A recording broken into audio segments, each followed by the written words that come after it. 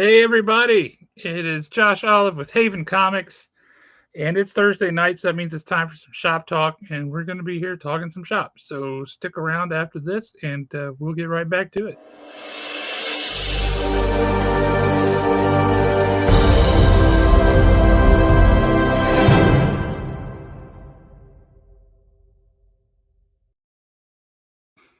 Ta-da! I'm still here. Isn't that remarkable? Speaking of people who are here, I'm not alone. I might look like it, but as Michael Jackson said, "You are not alone. Alan's here with you." That may be very possibly the worst intro that I have ever been given on this show. I mean, really, we had to go with MJ. There's only one MJ, and that's Michael Jordan. But hey, Fair enough. we are on the eve of Valentine's Day. I hope everybody got their significant other something really cool. I do want to give a massive Valentine's Day shout out to my one true love, the woman that I have been together with longer than you could possibly imagine, and that is one Miss Elizabeth Shue. Love you, baby. Uh, so that's the one, huh? That is That the one. She has been the one since I was 12 years old. fair enough. Mm-hmm. So, what have you got going on? Man, it has been a week. I had some travel that I had to do, and then I had a funeral yesterday. My best friend's mom passed away. Oh, I hate to hear that. Practically grew up at their house. So yeah, it's been a week. So Well, yeah. we've been talking around the house, and if everything works out, I might have a little surprise stream here and there for the show next October. I'll fill you in on it later. Okay, good, because I am confused. You're gonna love it. There's gonna be a lot of people that loves it. A lot of our friends are gonna love it. I just got to see how this is going to play out, and we'll take care of it next October. I will be away from Shop Talk the week of October 6th, which is fall break next year or this year. Okay. So I did see where there are apparently a lot of people, or a significant amount, that are attempting to purchase Diamond. Yeah. So I'm wondering who all that's going to be, Todd McFarland. We'll have to see how that all plays out over the next few weeks. Yeah, that's a good question. It's a real good question, in fact. Hang on, I just got a message. Let's see what we have here. Okay. Um, that's good. Tots, if you are still with us, uh, I got some photographic evidence that you are having a very, very good Valentine's Day.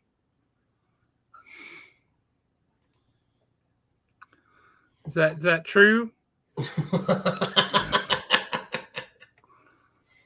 Yeah, judging from the looks of these messages on YouTube, I'd say it is true.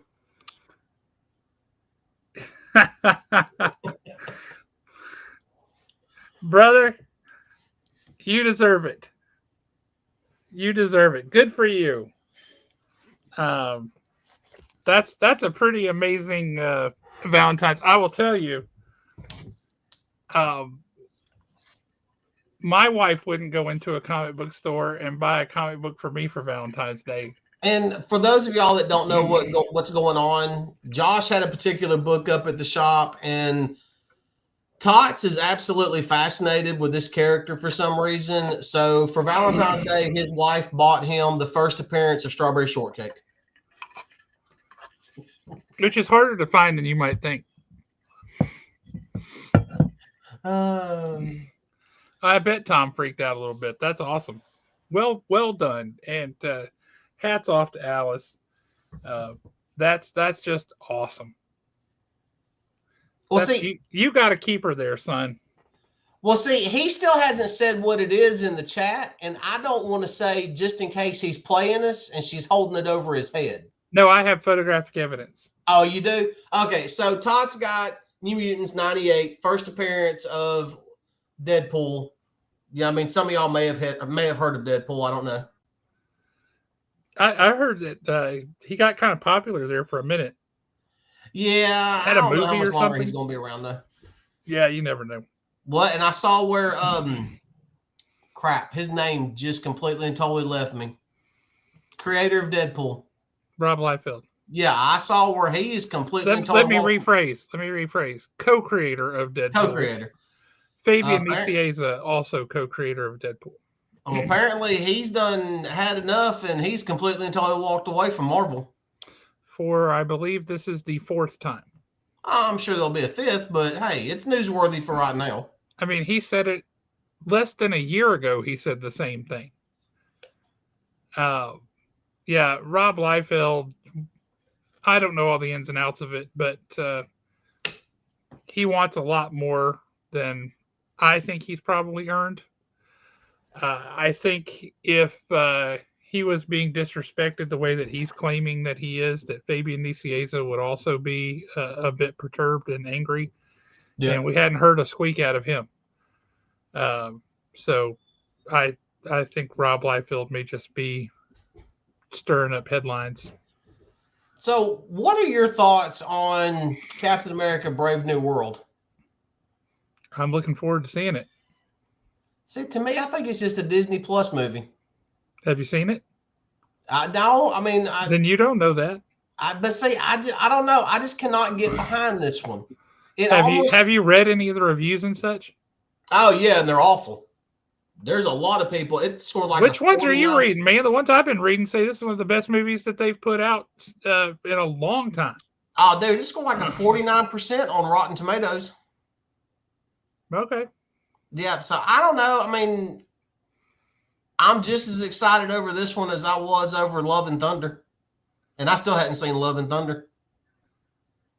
I 100% guarantee you this will be better than that.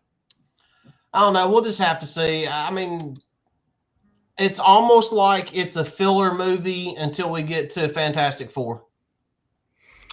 Thunderbolts comes out before that. Do what? Thunderbolts comes out before that. And see, and I'm not excited over Thunderbolts either. That looks pretty great too. I mean, that is the beautiful thing about Disney Plus. That's true. But no, I'm looking forward to it. I'm looking forward to seeing it. Have to see if I can find some time to get out and go check it out this weekend. What is Brave New World this weekend? Tomorrow. Oh. I believe. I got other plans. And a nice Valentine's Day movie.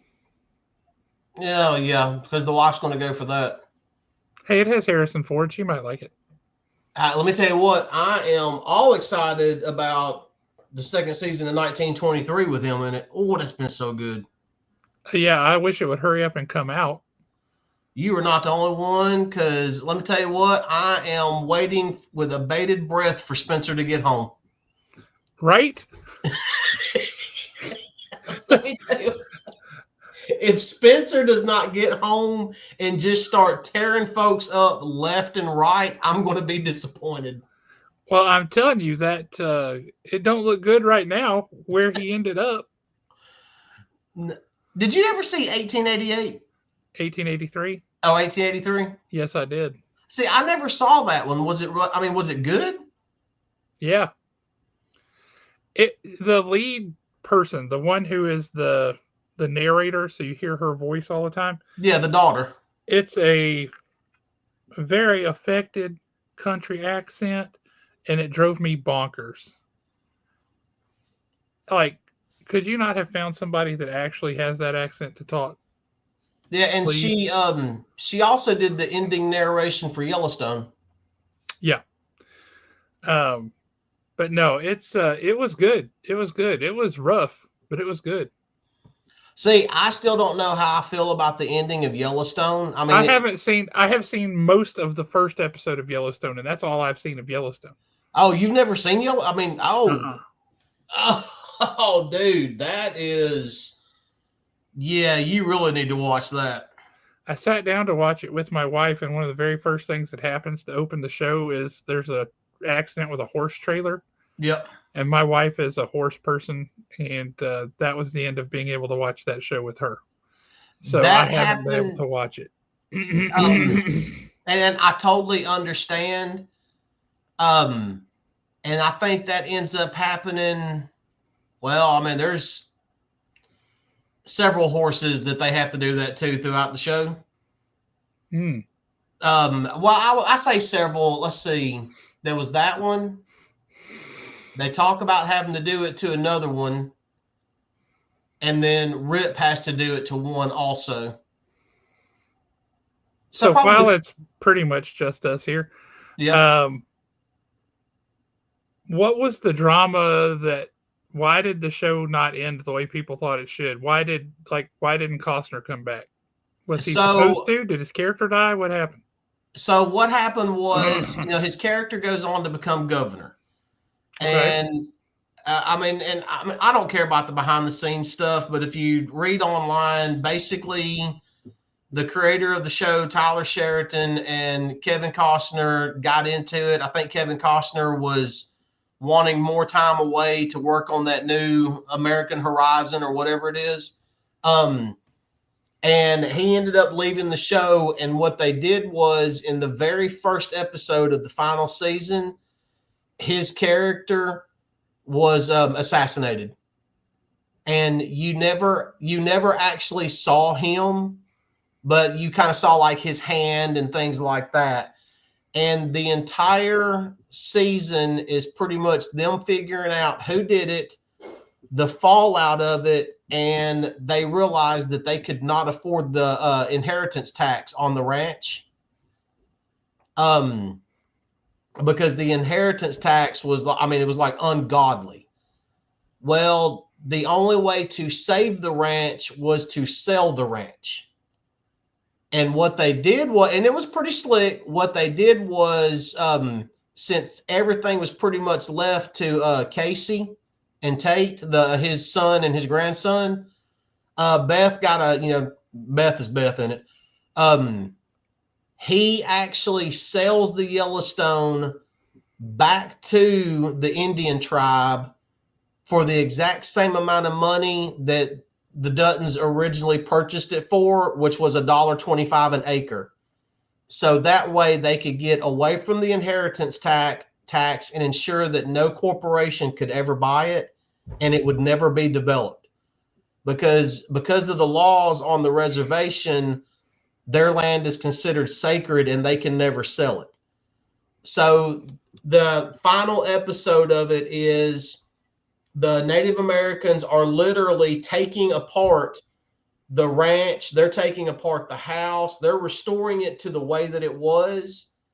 And the only thing that will never be touched is the actual family cemetery or the graveyard that's there. And the Indian reservation considers the Duttons part of their family at this point, or part of the tribe at this point. And they take X amount of land. It's like 5,000 acres that was not really and truly, nobody could farm it because of where it was located, but it was still owned by the Yellowstone. And the Indian reservation deeded that back to Casey, Kevin Costner's son. So he's got 5,000 acres with a house on it that's, his. So, I mean, the Duttons are still there. The land is intact. No one will ever be able to develop it, and it can no longer be disputed because the tribe owns it. And Interesting. it ended with the very first Dutton's daughter narrating the end of it like she did in 1883. Got it. So, I mean, and there was some like twists and turns to it. There was a bunch of stuff that happened in that season. So yeah, that entire show from beginning to end was really good. Well, I look forward to seeing it. I have it on. I have it available to watch. I just haven't been able to do it yet, so I'll get on that. Oh yeah, that was one of those few shows that I literally became emotionally invested in that show. Fair enough. Yeah. Since You we want to talk talked some TV, comics? yeah, let's talk comics now. We've talked TV and movies. Well, I want to talk about this one first. You talk about it. I'm gonna get this stuff out. Burnt Ends. That's the front cover. That's the back cover.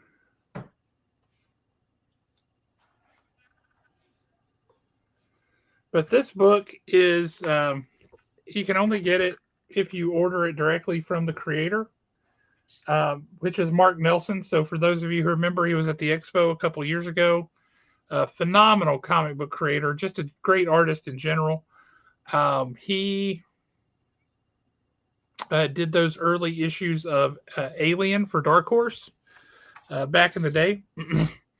But this is called Burnt Ends, and the idea here was while he's working on other books and bigger projects, he has these other ideas and these story things that he has to do something with, and he has to develop them. So he just gives into those creative urges. He develops those things, and he knocks them out. Uh, but they're just little onesie twosies, right? So I think the longest story in here is 4 pages. 4 pages is the longest one in here. Most of these are just little 1 or 2 page stories. Some of it's just some art of really beautiful stuff, actually. Um, but it's all kinds of stuff. It's a guy riding his horse through the winter in South Dakota, being attacked by a werewolf. My favorite one is the next to last page or so, thereabouts. It's Vikings on a ship, and it's such a great concept.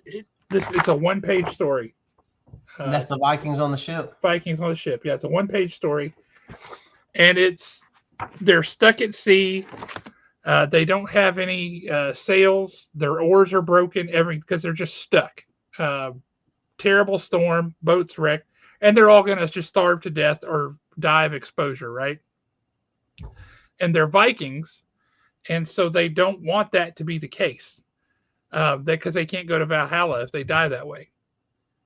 So they essentially just say, "All right, let's just fight it out." And there's this big melee on the boat where they kill each other until there's only one guy left standing. And at this point, there's blood in the water and there's sharks circling and all this kind of stuff. And so this last guy, the last picture is him leaping out into the water with a sword in one hand and a spear in the other, going after a shark. Oh, I need to see that because I'm like, and I mean, you've seen the text messages between Nick and myself. I am all up in the middle of a Vinland Saga right now, so I'm all about some Vikings. But it's just this little 1 page story, and so he called this book Burnt Ends because that's all it is. But you can go to his website, which is Grazing Dinosaur Press, and you can order this. It's like $15 all told. It's $10 plus $5, whatever. But it's just this great little collection of stories and art that was a whole heck of a lot of fun. I really enjoyed this. And these were just the little things that he thought up while he was working on other bigger projects. And he provided this print as well to go with it. Oh, nice. But just a really fun thing. And we love Mark Nelson. He's an awesome guy. Matter of fact, we ought to bring him back on the show and talk about some of this stuff. But this is something he's going to do periodically, is just these little collections of stories or books with these ideas that he's had, putting these together. That's actually a pretty good idea. It's a brilliant idea. It's great. But I just wanted to show you guys that and talk to you, let you know. I might reach out to him and just see about getting a few copies so that I can sell them. Yeah. To folks. But yeah, it's a great idea. Great guy. We love, as we always say, we love to support really good creators and good people. And he is all of that. So if that sounds like something fun for you, Grazing Dinosaur Press, check him out. Um, give it a read. Buy his comics. It's all good. I am looking him up. What was the press name? Grazing Dinosaur Press, I believe.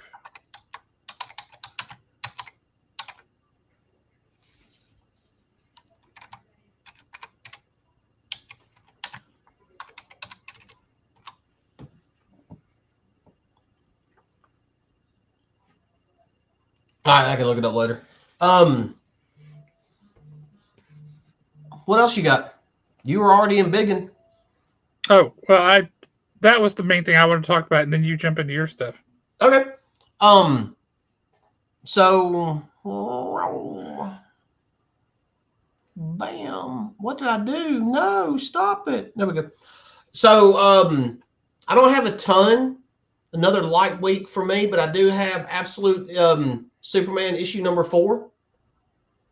There is a massive fight coming between Lois Lane and this Primus, Omega Prime. Yep. And that is a fight that I cannot wait to see. This was another solid issue. For those of you that are not reading it, this is Omega Prime right here. Yep. My only thing about Absolute Superman is, and it is a cool concept, it may be just a personal thing. I don't know how I feel about his cape. Okay. His cape is kind of like a mist,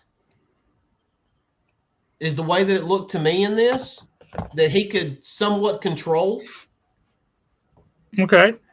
Yeah, I just don't know how, and I'm trying to remember that, and I don't. Well, the one picture is it's kind of like a mist that surrounds him. Oh, I remember that now. Yeah. Yeah, I don't know how I feel about that. It's a cool concept, but I hope that it doesn't stick around for too long, because it does kind of seem like it's taking away from the other art in the frames. But I mean, it's another solid issue, and I mean, it's the Absolute universe has not let us down yet. Darkseid knew what he was doing with this universe. I still, I don't know. I still can't get on board with the Absolute Wonder Woman. I'm 4 issues in, and I just issue number 4, which I was hoping would be really awesome. No, hey, I can make a big sword. I can make it ridiculously and stupidly big. I can make it even bigger and stupider. Now I can use it to chop things in half. Like, no, this was just dumb. You know, I've got them at home, but I have not read them yet. My disappointment in Absolute Wonder Woman 4 or Absolute Wonder Woman is pretty extreme. I wanted to like it, and I just do not. I'll have to give it a try tomorrow night. I'm headed up to the shop tomorrow, and I've got to get One World Under Doom. Oh, so good. That is like number 1 on my list. Have you been reading Cruel Kingdom? This is the 2nd issue. I have not read that one yet, but yes, I read the first one. So it's the first story in it's pretty good. I liked it, but my favorite one is this Hammer of Witches. Nice. This Hammer of Witches is something that they could easily make ongoing if they wanted to, or at least do some type of like maxi series out of it. The whole premise of this particular story is a witch or someone that's being accused of a witch is about to be burned at the stake. And just before they burn her, this person shows up. I like that. I'm trying to. Yeah. It's about the best I can get it. And handles business and saves her. Well, come to find out, that is actually a witch herself. And she takes her to the coven. And I don't want to ruin it, but it's got a great ending. And It was really good. I mean, all of the stories in it, Seat of Power, they're all really good. This was 3 solid stories through and through. But Nice. that Hammer of Witches was by far the best one. Was it more fantasy than the first one? Because the first one disappointed me. I expected it to be more straight up fantasy, and it wasn't. Well, no, say like in yes and no. The first story is a basically a conqueror, a king who conquers this kingdom and takes a sword that they tell him is cursed, that he does not want it because he will never be defeated in battle. Well, to him, that's not a curse, so he takes it as his prize. And they're right, he is never defeated in battle again. But the problem is, he never heals from his wounds. So when he actually gets home, he looks like this morbid, decayed zombie. Everybody is terrified of him, and he does end up getting taken down at the end. But it was stuff like that. That's This cool. Hammer of Witches was great. The third one was called Seat of Power, and the whole premise is 2 sons, both of them, 2 princes. They are basically awaiting their father, so the oldest can become king. Everything that he does is done behind closed doors, and this one's more of is more like a Twilight Zone feel to it as far as the third story is concerned. Okay. The younger brother, the father ends up dying. The younger brother ends up poisoning his older brother so he can become king. And they end up taking him into the room where his father did all his kingly duties, and it was basically leadership is a burden. Okay. Well, when he sees the throne, it looks like a medieval torture device, and he gets strapped in and has basically, I mean, it looks almost kind of like an electric chair. He is strapped in. He looks like they're getting ready to torture him and everything. And then you see the bureaucrats standing around, and they're like, "You may be king, but we control the power." Huh. So it's stuff like that. I mean, it was really good. It had this one was more of a creepy and eerie magazine type vibe to it. I With dig some of the that. stories they told. Yeah, I mean, I thoroughly enjoyed that issue. But that Hammer of Witches, definitely the best story in there. Next up on my list was Batman 157. That was a weird issue. It was. I'm hoping that we are wrapping this story up. And it does say the next issue is the finale. Correct. I do not like this moping, whining, crying Commissioner Gordon. No. I'm ready for him to get back to the police department. And is it just, and I mean, I've enjoyed Batman. I love Batman comic books, but it seems like we have not gotten any true story about Vandal Savage basically heading up the police department. Nope, not a bit. You would think that would be like one of the biggest stories. It should be. So, but I mean, it's your typical Batman. I mean, it delivers. I loved the way he took down KG Beast, KGB Beast, KGB East. I don't know how you want to say it. KG Beast, yeah. Yeah, I love that. I thought that was a great fight. The way he saved the plane and everything. I mean, I thoroughly enjoyed it, but I'm ready to get on to this Vandal Savage story. Well, assuming that that's even going to come, really. Yeah. Well, I mean, it's something that you kind of, in my mind, you have to address it.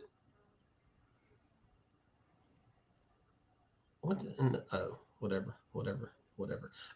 Next up, nothing but love for this comic book. I have enjoyed all 3 issues of it. I love the art. I love the story. I love everything about it. And this is what would happen if the family from Carousel of Progress was time jumpers. Oh, fantastic book. God, I love that book. Oh, son. Just keep them all the way for Valentine's Day. That's all there is to it. But yeah, this is Rockefellers. That one shot that they did, where they kind of took a snippet of everything, there was just enough there to make me curious, but not enough there to get me excited. But then I read the first issue and got excited. I love the art in this. I think the art is perfect for what type of story they're It's too trying to low tell. for us to see it. It was way too low. There you go.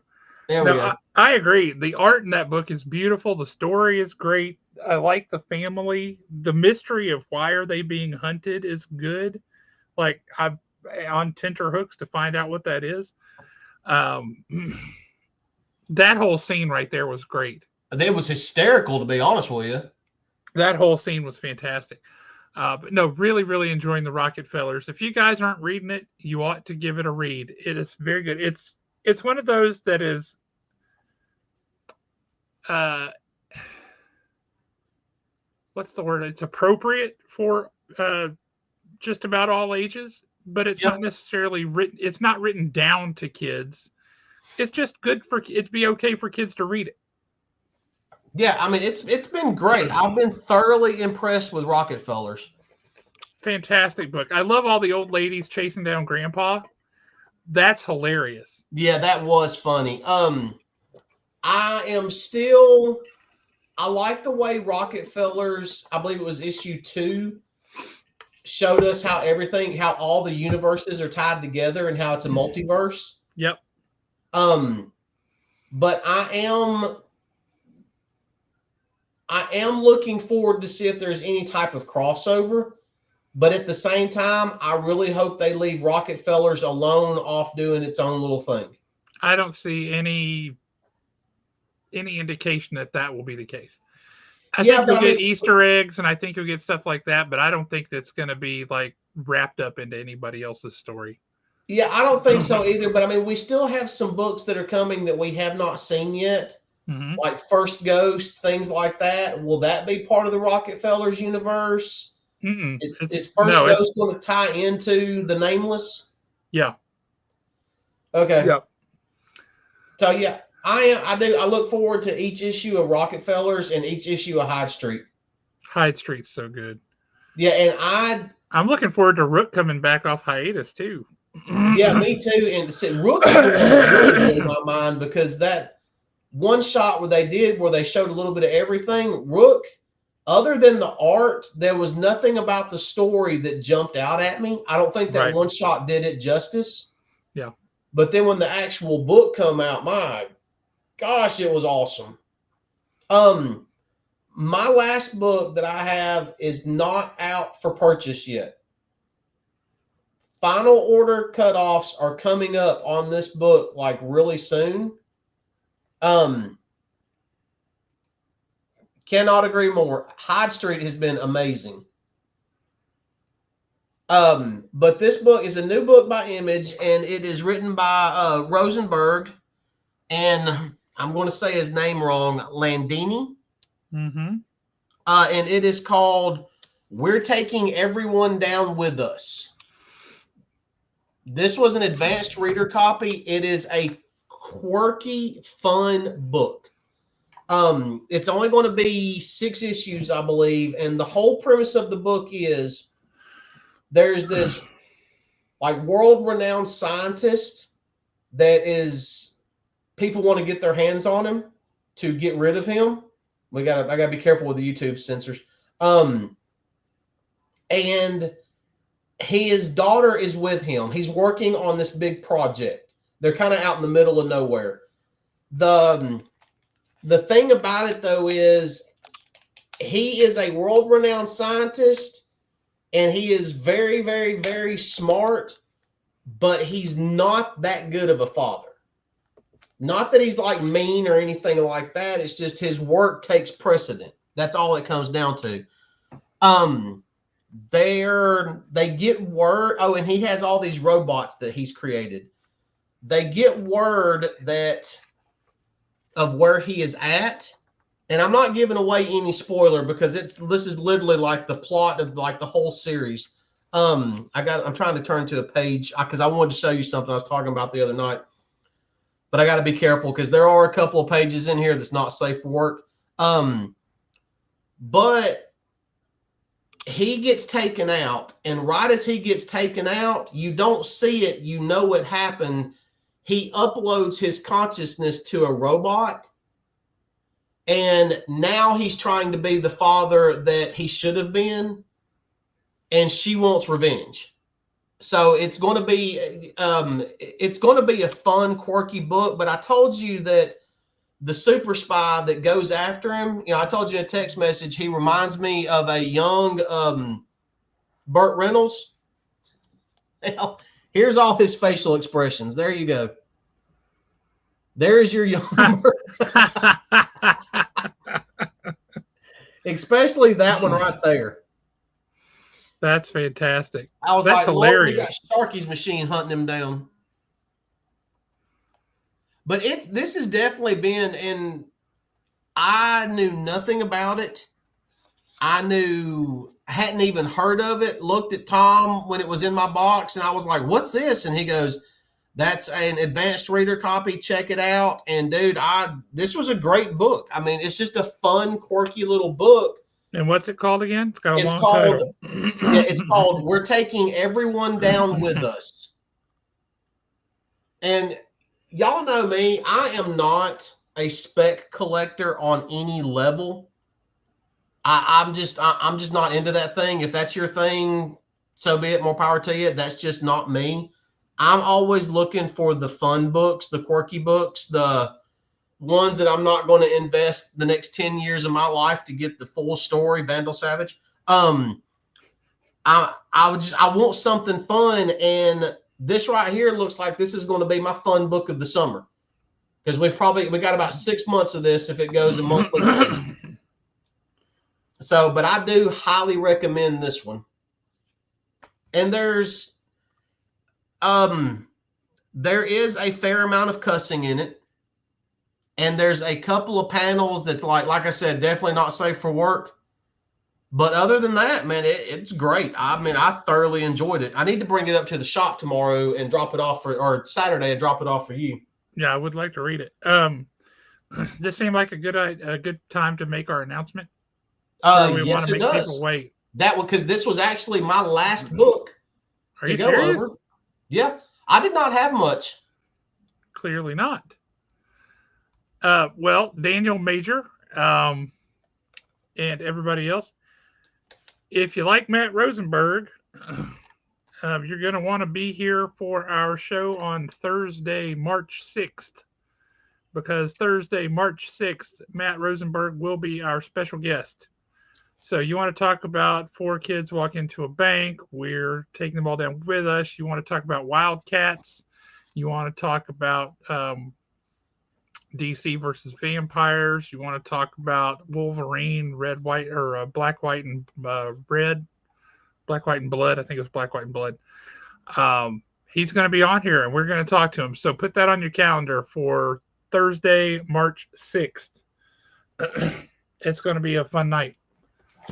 Man, yeah, he doesn't realize it, but I've actually got a bone to pick with Matt Rosenberg. Yeah, what's that? It involves DC versus vampires. Yeah. Why are you going to give me this ultimate, phenomenal, amazing Vampire King Nightwing and then take him away just as fast? That's a legitimate bone to pick. Yeah, I got to pick that bone. Man, when I was eating supper a little bit ago, like I swallowed wrong, and I got a little bit of garlic something in the back of my throat, and I've just been coughing ever since. So forgive me for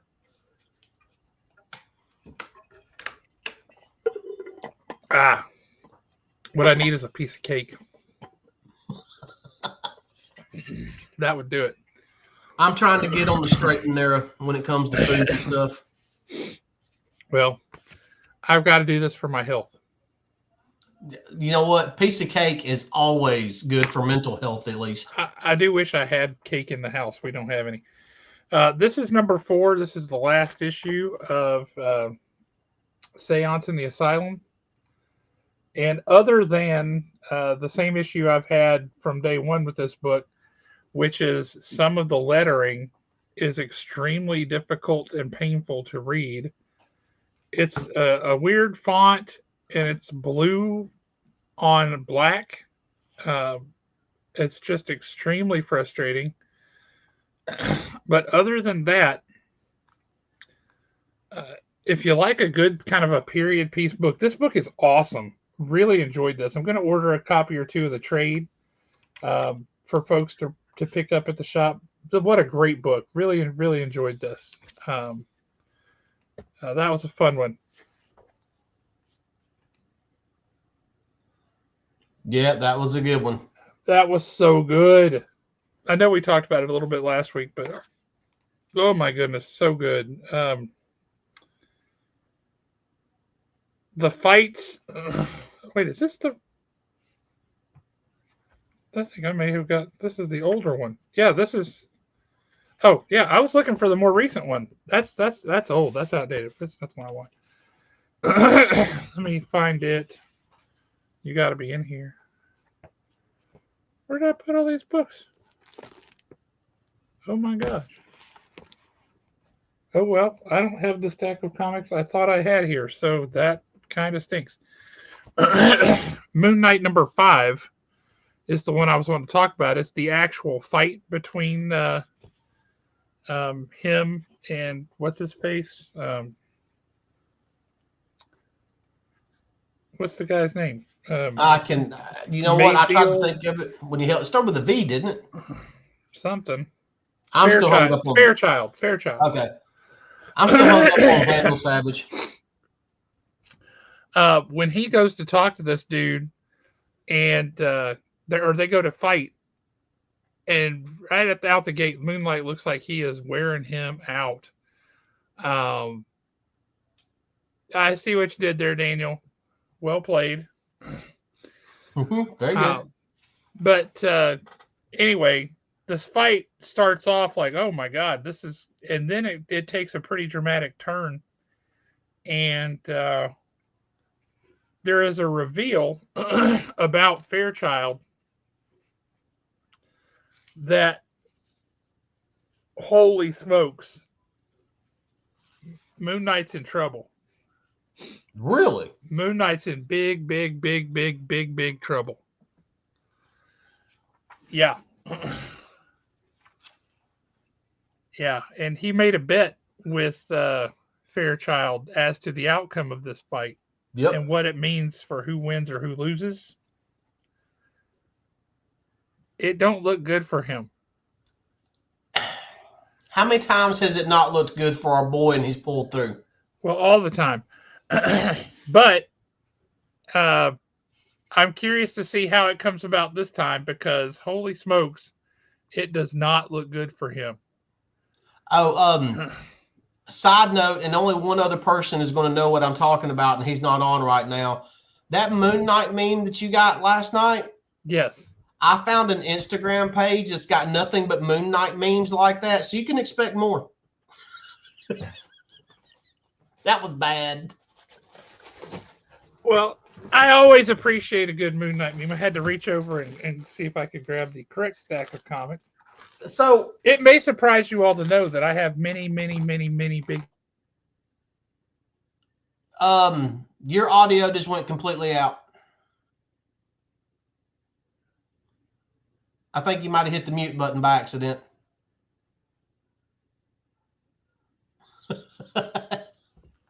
That's what happens when you set all this stuff on the keyboard. But yes, as I was saying, it may surprise you to find out I have a big stack of comics. I have several big stacks of comics all around the house. I'm the same way. Do you want me to spoil the Fairchild thing or no? Yes, please tell me more because you know it's not going to stop me from reading it. Oh, no, it absolutely isn't. What is this? Oh. Somehow some of these comics got in this bag sideways. I don't know how that happened. Problematic. Anyway, now that I have the right stack of comics. Okay, here's the one I was talking about. There we go. Nice. All right. So in this issue, which came out this week, so you're not behind.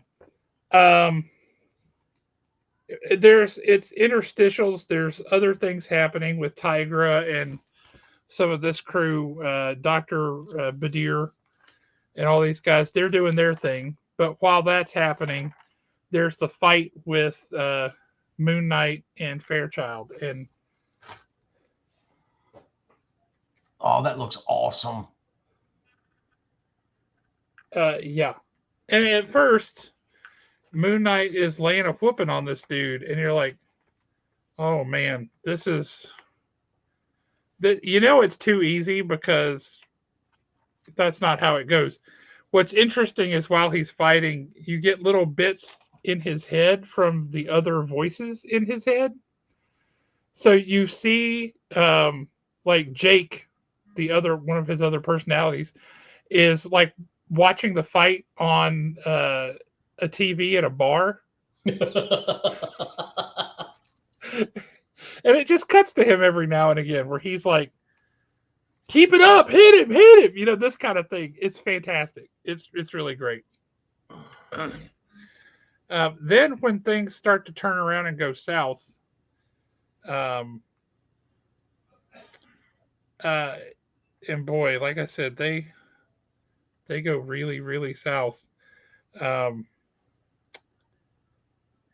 he should have just broken the guy's neck, right? Moon Knight should have just broken his neck, and instead he's just like, "I told you, don't hurt yourself. You're liable to strain something trying to hurt me." And Moon Knight's like, "What?" And he says, "You know, don't be mad. Everything I told you about myself is true. I'm just a rural farm boy, worked on the fields my whole life, blah, blah, blah." Um, and then he says, "But you never asked where my farm was." And he's like, "Well, what does that have to do with anything?" Um, his farm was in Asgard. He is a big freaking Asgardian, and he lays out Moon Knight, and it's not good, y'all. It does not look good at all. Now, Other in your opinion, does this set up a cameo by Thor? maybe, but I doubt it. Not where they are and all that stuff. I don't think so. I don't think so. And it would be stealing anyway. It would be robbing him of figuring out a way to win this, right? Yeah. Because he has to win this, or it's over. It's too late. Well, here's the thing about that though, and a lot of people are just not going to accept this because they did not read the comic book. But Moon Knight has beaten Thor. Oh yeah, yeah. Beat In him. the Avengers. I mean, it was fair and square. Beat him. Yep. So I don't see any reason why he can't beat this Asgardian farm boy. I would. Well, he beat Thor because he was able to use Thor's hammer against him because his hammer was made out of moon rock. Yep. This guy don't have a hammer made out of moon rock. I got faith in our boy. I'm anxious to see how he does it. Right. I want to see what he does. But this guy is all manner of tough. Yes, he did beat Juggernaut. Let's move over to Aquaman number 2. All right, how was it? So freaking good. So freaking good. Oh my god. Um, I'm not reading that one, Nick, so I cannot answer that question. yeah, Helverine is Wolverine's son, Dakin or whatever, however he pronounces it. With the spirit of vengeance. So it's Wolverine and Ghost Rider. It's awful.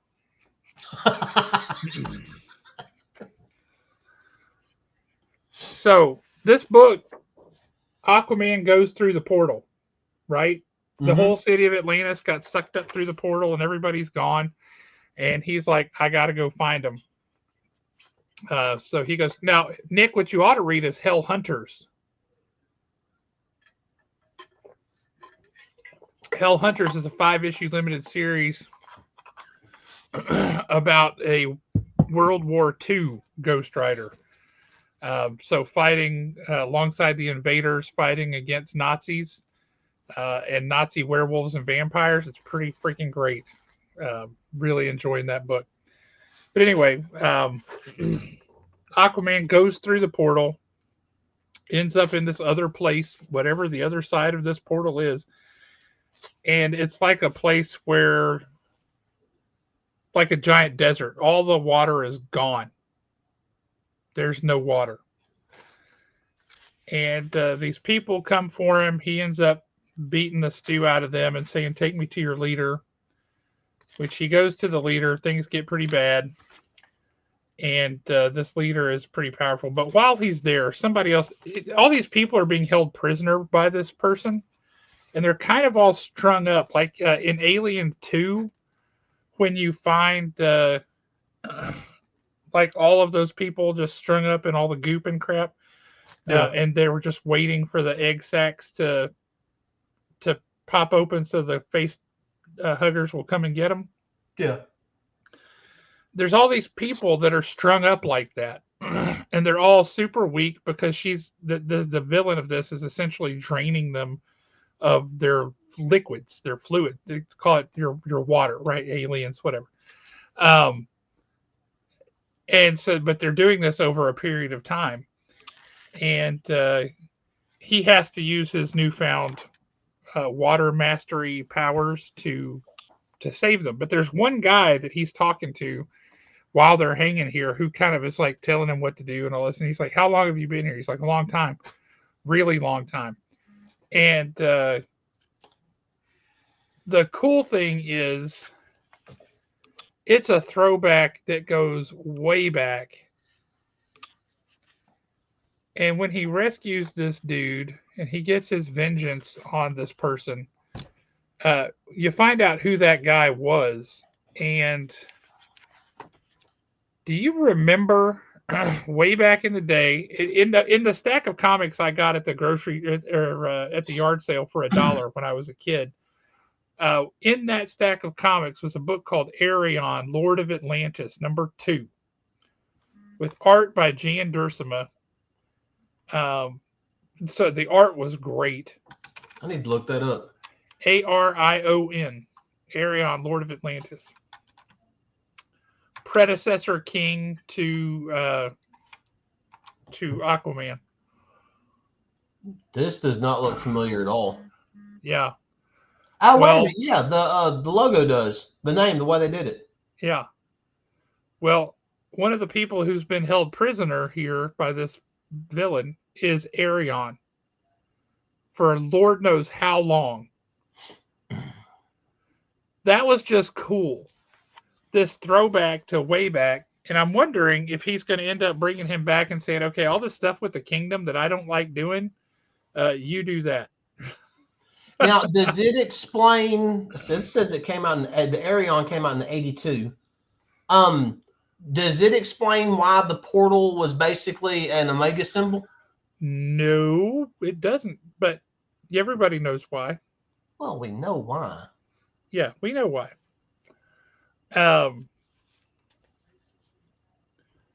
All absolute Batman. I almost said All-Star Batman, and that would have been wrong because that was terrible. That would have been very wrong. That was terrible. Absolute Batman continues. It's an interesting issue. Things happen. A lot of bad things happen. If you remember the end of the issue before, he was kind of making a deal with the bad guy. Yep. Well, the bat signal here is he has arranged all the money he got from that deal, and it was a lot of money, like $20 million or whatever, 200 million, whatever it was, a lot of money. He's arranged it all, and he sets fire to it, and it's in the shape of his Batman symbol. So it's this giant fire, flaming uh, bat signal. Okay, I got to see it. Find it and show it to me. That just sounds too cool. Well, that's what it looks like behind him. Gotcha. But you can see all the money down here in the bottom, Yeah. just kind of arranged that way. Nice.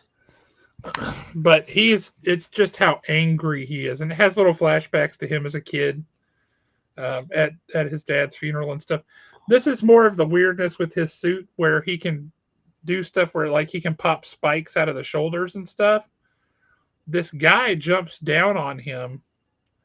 And it's a guy you'll recognize from earlier in the series because it's when the guy jumps down at him with the cleaver and he pulls out the axe and he chopped that dude's hand off. Yep. It's that same guy who jumps down on him, and he jumps on his back, and he pops those spikes out of his shoulders. Oh, that had to hurt. And you see the guy's only got the one hand already. That dude needs to give up. He really, really does. And it's very funny because on the next page or so, he's just screaming, I'm stuck, get me off of him, get me off of him.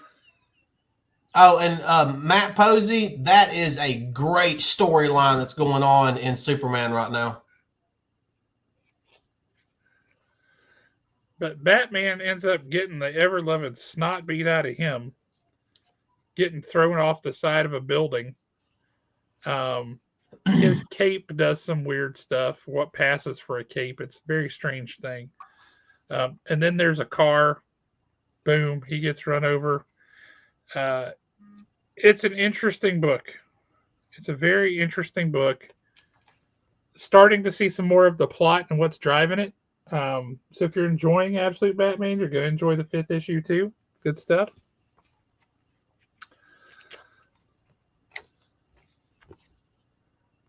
Batman Dark Patterns, number 3. And see, I'm not reading that one. What? Yeah, I have not been reading that one. You should be. It's so good. It's an actual detective story. It's Batman trying to figure out who is doing this. Why are they doing this? How does it work? And what we find out is, well, we know because we've already seen this guy, but it's this dude who is just covered in nails and spikes and stuff. Oh, that looks wicked. Yeah, they call him the Wound Man. And the thing is, Batman has a hard time fighting him because any one of those is set to where if he hits it and moves it just a little bit, it's going to go right through a vein or an artery or whatever. It's going to kill him. And Batman won't do that. But part of you find out this guy lived in a neighborhood in the suburbs where Ace Chemicals used to dispose of a lot of their stuff. And one of the chemicals, it's essentially a suburb that was built on top of a toxic disposal ground, right? Well, one of the chemicals is this chemical that makes you feel euphoric. And it also numbs you entirely to where you can't feel any pain. I wouldn't mind having that. Well, that's what people think, except for it's just like with people who have leprosy or whatever, right? They cut their foot and then they don't know that it's hurt, so they don't take care of it, so their foot rots off. Stuff like that. But this guy's wife died because their house caught fire and she burned to death, not even knowing it because she couldn't feel the pain. Oh, wow. So this guy has driven all of these spikes and nails and stuff into his body in an attempt to feel pain. Because he can't. That's kind of twisted. Oh, yeah, it's twisted. But as Batman is like, because the beginning part of the mystery is him trying to like solve this guy who's going around killing people. And now he's like, okay, yeah, I don't want him killing people, but I'm gonna go to the people who are actually responsible for this. And the one guy that he goes to here, he essentially can't do anything with him, right? And then Batman reaches out like this, Yeah. like you would do at church, right? And grabs this guy by the shoulder. And as he is explaining it, he's like, the shoulder is a really complex body part. It contains the brachial plexus, a network of nerves that connects the arm to the neck and spine. And the guy's like, "Ow, what are you doing? Ow, ow!" And he says, "Ever? It's why even minor shoulder injuries don't always heal right." And then you see Batman just do this, like, and he says, uh, "You're gonna feel this for the rest of your life. You're Oh, never ever gonna heal from this." And he just leaves this dude. He couldn't do much else to him, but he made sure he was going to suffer and be in pain for the rest of his life. wow. Yeah, you're like, that was awesome, really, really good. Let's see here. The last one, I guess, I really want to talk about. Maybe we'll end up early tonight. One World Under Doom. I cannot wait to get my hands on that tomorrow. I just had to reorder another 10 copies. Really? This, and I've started getting people asking for Doom Academy, which doesn't come out for another couple of weeks, and I had to increase my order on that too. But yeah, One World Under Doom. That is a gorgeous cover. It's a great cover. The interesting thing, like for anybody who doesn't remember, in I guess it's the one thing that changed coming out of Blood Hunt, right? Was Doctor Strange was separated from his body, and he couldn't do anything to solve the problem. And Doom was like, "I've got a solution here. Give me the power of the Sorcerer Supreme, and I can stop this whole vampire stuff." And they didn't see a whole lot of way around it, so that's what he did. Of course, that's part of what Doom wanted all along. Well, after the events of Blood Hunt, Doctor Doom went to Latveria, put this big giant dome over Latveria, and nobody's seen him for the past 6 months. They don't know what he's up to. So um, he shows up out of nowhere declaring that, you know, you people have really screwed things up. And I'm going to have to fix it. So that's it. I'm taking over. I'm running the whole world now. Um, you can all bend the knee to me, and your lives will be better. Um, or you can fight me. I'm going to win, and then your lives will be better. So you should just make your lives better right now. And then world governments start to capitulate. And he makes some promises. And if you ever look at Latveria, it's stuff that is true for his people, right? He's talking about um, education and food and nutrition and power and energy and all these things, and everybody being equal, all this stuff. Well, uh, obviously, people don't like this. The United States bends the knee to Doom. Everybody does, the entire world. And there's a handful of the Avengers sitting around saying, like, obviously, we can't let this stand. What do we do? Right? And while they're watching, you see Baron Zemo and Hydra like take over a broadcast and say, "Hey, we're going in to Latveria and we're putting a stop to this because this is nonsense." And it kind of syncs up with the timeline of when the Avengers are trying to go in. Yep. So they just kind of say, "Well, let's see what happens here." Well, uh, Baron Zemo and Hydra go in, and then Baron Zemo comes marching out of the giant dome with Doom, saying, "You know what? I went in to do it. I was wrong. Doom is right. Um, we're gonna get to work, helping Doom now. Hydra, all you smart scientists and whatnot, get busy clearing landmines out of battlefields, building roads, building schools, go do all this stuff. And the Avengers are like, what the? That's not right. Um, attack begins, fighting ensues. Baron Zemo gets killed, only to find out that's not Baron Zemo at all. It's one of Doom's lifelike robots. The Doombots. Um, and you're like, okay, wow, the Avengers did a good thing here. And then Doom turns the whole thing around on him.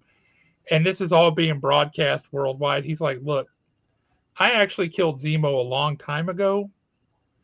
Um, this was all so that we could put the uses, the resources and capabilities of this vast network of people in Hydra to good purpose. They were building roads, they were building schools, they were clearing landmines. They were actually doing good for once. And then the Avengers come along because they can't stand for anybody else to be right. And he's turning the whole world against the Avengers. Oh, wow. And you're like, ooh. And it's funny because he knew it was coming at every turn. He knew what they were going to do. So it really is like Doom is playing chess and everybody else is playing like shoots and ladders. Um, he's just thought so far ahead uh, of everybody else. Really interesting. And I like a few things about this. Ryan North is writing it, the same guy that's writing Fantastic Four. And Fantastic Four has been great. This doesn't have the same feel to it as the Fantastic Four, but then I don't think it should. See, that's what I was going to ask you. Is this the same Doom that we saw? I believe it was in issue 7 of Fantastic Four. Yes I mean, and no. does it feel like that? Because that Doom, by the end of the issue, you were rooting for him. You wanted him to win. You can see his point here. Yeah. Which is uncomfortable because See, it's and I Doom, and love it. ultimately he's flawed. I love it when they do stuff like that, when they put you in a position to where you actually agree with the bad guy and you understand why they're doing what they're doing. Well, that's what we talked about with Paul Jenkins when he was on, right? Because that's what he did with Cobra Commander in Cobra Reborn. Was he made Cobra Commander somebody who you absolutely understood why he was doing what he was doing, and you agreed with him on why he was doing what he was doing. What you disagreed with was how he was doing it. Yeah. Right? And that's kind of what you're seeing here. Like, I can't envision a scenario where a world run by Doctor Doom is a good idea. But he presents a really plausible case as to why what he's doing is better, and everybody should just listen to him and bend the knee. Um, it's interesting. Um, I'm really looking forward to the second issue and seeing where it goes. Um, and I do now think that Doom Academy is going to be an interesting book too. So I'm anxious to read that. Is Yeah, Doom the Academy Punisher going to be paradox. That's right. Good call, Daniel. is Doom Academy going to be a spinoff of that? Yeah. Well, it's like Strange Academy, but now Doom Okay. is going to be teaching the kids. So you get a classic kind of Professor X, Magneto sort of different lessons that they take away, which I'm sure in the future will splinter. There will be different factions: the ones who think that Doom was right, and the ones who think that Doctor Strange was right. And as a fallout from this, on the back you see the ad for because Doctor Strange is no longer the Sorcerer Supreme on Earth. He takes his services to Asgard. Huh. So that's a 5-issue limited series, Doctor Strange of Asgard. Now, how many issues is One World Under Doom? 5 or 6. I think it's 6. But this is, I like that it builds off of what we got in Blood Hunt. I like that they didn't have just an absolute ton of fanfare about this. They weren't screaming from the rafters, everybody has to read One World Under Doom. They just kind of put it out there and they're seeing what it is. And I think it's going to be the better for it. Um, so far, you've been one issue in. That's a really good book. It's pretty dense. There's a lot that happens in here, but there's a whole lot of between the lines kind of stuff happening that's really, really interesting. And I'm excited to see where this goes. Would love to bring Ryan North on this show and talk to him about this stuff. Now, see, that's got me wanting to read Doom Academy now. Well, I just had to place an order for more copies, so All right, you will well, have your chance. I will be in on that one. So real quick, and I mean, stupid question, but I asked the stupid questions so nobody else has to. Can you explain to us what the Summer of Superman is actually supposed to all be about? Do we know? Honestly, it's just really them tying into the Superman movie. So, other than the movie, really and truly nothing special? Well, I didn't say that. I think they're taking advantage of the visibility from the movie to do some really good stuff. I think it's going to be really good. They're just doing a lot of. They're putting out a couple of extra books for Summer of Superman. I think Doom Academy is 3 issues, might be 4, Matt. But they're putting out some extra books. There's a big special, Superman special book with a ton of different writers and artists. This is why I'm asking. Kind of telling their Superman story. Yeah, I was going to actually pull that out and talk to that in a minute too. Okay. But before we do, I forgot about this one. I've heard a lot of people talking about that one. Well, this has sold out at the distributor level. We still have a couple of copies left. But this is Jason Aaron, guy from Jasper, Alabama. And it's a classic fantasy story. It's these people who, instead of having horses and oxen and stuff, they're riding into battle on beetles and ants. And it's these two neighboring kingdoms at war, right? They're fighting each other. Some of these people have little wings like ants and things. It's a straight up fantasy story, is what it is, and the artwork is beautiful. Well, I say beautiful. For the most part, it's beautiful. You get scenes like this, where a guy gets his face chopped in half. There's nothing wrong with that. Yeah, just not necessarily beautiful. But let's see. That's the opening page, 2-page spread here. So you see the fight is commencing. People riding these giant beetles and such, right? Okay, so once again, here comes the stupid question.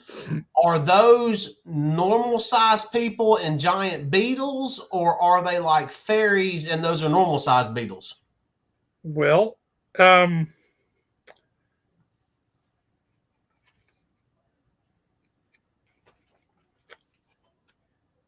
it changes from 1 minute to the next, where one distinct part of the book. They're in the middle of this giant battle, right? And then this huge thing happens. This massive weather event, this huge tornado comes sweeping through, and people are getting pulled up into the air, and it's just chaos. It's just absolute chaos. And it's awful. And then it cuts to the next page. Gotcha. The chaos, the giant tornado, that's the lawnmower. That's a nice touch. So you're like, what is going on here? And then it's just a very different story. And then again, not beautiful, but you get this. I see nothing wrong with that. But yeah, it's 2 stories that are going on kind of side by side, and well, they're not really side by side. It's one and then the other. But the fact that all these things are happening, and then the kid that we saw just a few minutes ago, he gets shrunk down, and now he's gone full Honey, I Shrunk the Kids out in the yard. So there was an animated movie several years ago. It was not Disney. And I've got to ask Bug what the name of it was. She absolutely loved that movie, but it was about a girl who lived with her father, and he was like this quirky, cryptozoologist, and he was always searching for fairies. And she ends up getting shrunk down and ends up living with the fairies for a while. And then I cannot remember the name of that movie. And that's kind of what that reminds me of. Sounds about right. But yeah, Bug Wars definitely worth a read. And hey, Jason Aaron's from Jasper, Alabama, just what, an hour down the road, hour and a half down the road. Yep. Support your local creators. Buy that book. You won't be sorry. It's quite worth the read. Definitely a top shelf book. It is not meant for kids. So the language, the art gets pretty graphic with some of the violence. It was called Epic. That was the name of it. I had to look it up. Oh, I remember Epic. Yeah, I remember that. But anyway, so that's a fun one. And then we have, as you just pointed out, we have previews. We have what's coming out over the next few weeks or the next couple of months. So we got it for DC. We got it for, why is everything stuck here? We got it for Image. We got it for Marvel. Apparently, I just put those back in the bag by mistake because that's just how my day is going.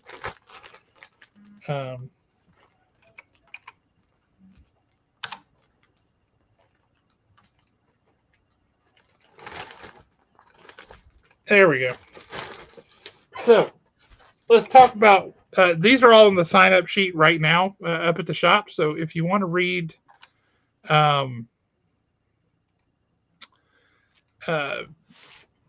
what's going on, we can do that. I need the inside scoop on Heavy Metal that was in previews.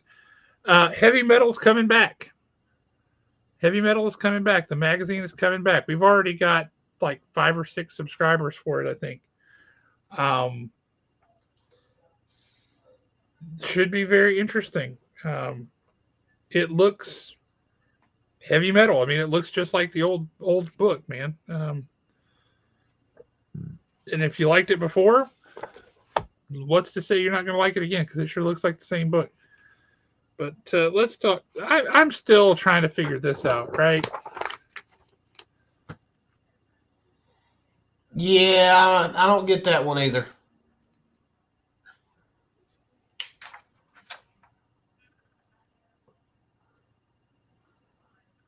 That right there. Why? Why would anybody want that? Also, that art that's hideous. But why? I wonder if. What are you trying to show there?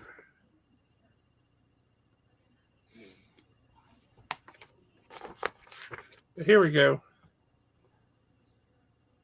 Superman Special. Summer of Superman Special #1 with stories by Dan Slott, Joshua Williamson, okay, and Mark Waid. I got the comic cam going. Well, maybe we should embiggen that. All right, let's do it. There we go.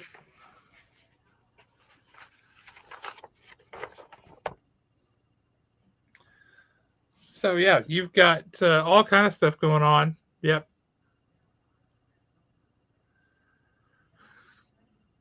And that's your Summer of Superman special. So stories by Dan Slott, Josh Williamson, and Mark Waid, which I can get behind 2 of those 3.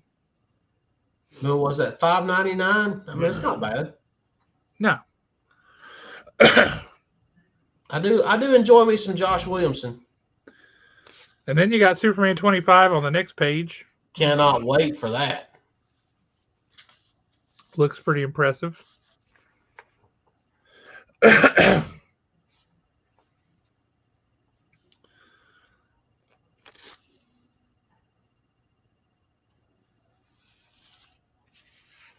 You have to talk while you're showing that stuff. Oh, I mean, these are all the variants and everything. I did notice this April Fool's variant.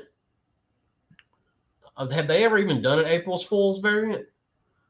They did them last year. Okay.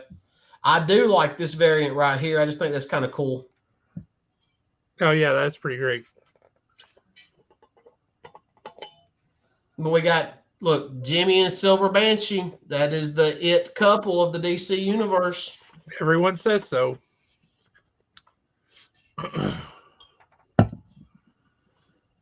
And are you still reading Action Comics? I fell off of it. It's not because it was bad. I just have got so much going on. I just wasn't able to keep up with it. Yeah, I have not been reading Action, but Superman, the main title, has been awesome. Superman's been great. Absolute Superman's been great. Overall, pretty happy with it. Now, I'm going to throw this out there. I know a lot of people have, this is a sought after book. A lot of people want this book. Yeah. This is your perfect opportunity to own this book at a good price because it's the facsimile edition. Correct. And I don't recommend all facsimile editions just because I'm just not into them. But if there's something that you're wanting to read or you're actually wanting to see what it looks like on the inside, here's your opportunity. Yep.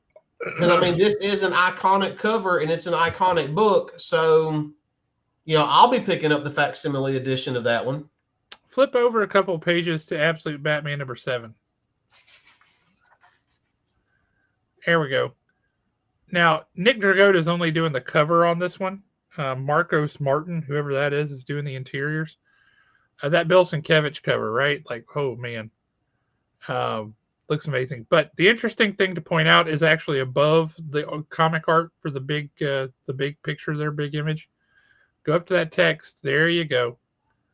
The Joker and Mr. Freeze debut in the Absolute Universe. I wonder how they're going to do that. I do too. But you got to read Absolute Batman number 7 to find out. Let's ask everybody. I know we don't have a ton of people watching tonight, but that's all right. Let's ask everybody how they feel about Hush 2 with Jeff Loeb and Jim Lee. Y'all excited for it? Ambivalent? I am looking forward to it just because I want to see how they're doing it.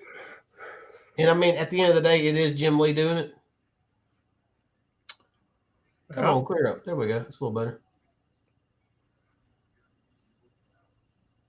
Yeah, I'm just curious to see what other folks think about it. And I've always thought that Hush was just a cool looking character. I agree, although I don't like how he looks in right if you go to the left of that Absolute Batman number 7. He looks like Wonder Man. Yeah, but that just looks like Wonder Man. I'm like, no, that's not right. But is that Hush or Jason Todd? Because Jason Todd looked like that for a while. Well, that's true too. Or is that Hush wanting to look like Jason Todd? That's a good point. I don't know. And then we have Absolute Green Lantern number 1 is coming out. That's written by Al Ewing, and it's got multiple Green Lanterns in it, so it's not just one of the characters. And if Al Ewing can capture some of what he did on Immortal Hulk, that's going to be really good. I'm excited for that. If you flash over, there you go, down to that. Well, I agree. I think it's a bizarre choice to come back and do a second story. That just seems like a weird idea to me. It's and I know this is going to be kind of a weird analogy, but stick with me for a second. It's like certain songs. Certain songs are considered sacred songs. I mean, what do you think would happen if somebody re-recorded and covered Freebird and put it on their album?